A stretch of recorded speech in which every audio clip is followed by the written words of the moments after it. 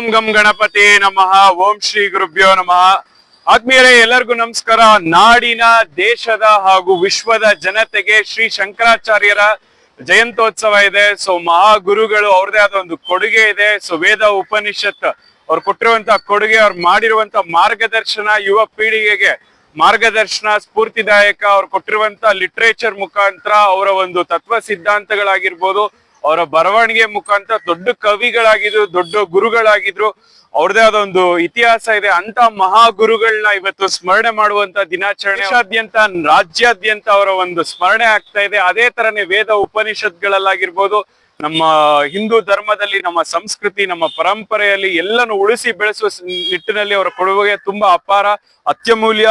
So ಮಾರ್ಗದರ್ಶನ, ಪ್ರೇರಣಿ. ಶಂಕರಾಚಾರ್ಯರಾಗಿರ್ಬೋದು, ರಾಮಾನುಜಾಚಾರ್ಯರಾಗಿರ್ಬೋದು, ಮಧ್ವಾಚಾರ್ಯರಾಗಿರ್ಬೋದು, ಅವರೆಲ್ಲರ ಕೊಡುಗೆ ಸೊ ದೇಶಕ್ಕೆ ದೊಡ್ಡ ಮಟ್ಟದಲ್ಲಿ ಮತ್ತೆ ಒಂದು ಇತಿಹಾಸ ಪುಟಗಳಲ್ಲಿ ಅಜರಾಮರವಾಗಿರುತ್ತೆ. ನಮ್ಮ ವೇದ ಉಪನಿಷತ್ ಗ್ರಂಥಗಳಲ್ಲಿ ತುಂಬಾ ದೊಡ್ಡ ಮಟ್ಟದ ಸ್ಥಾನಮಾನ, ಗೌರವ ಸಿಕ್ಕಿದೆ.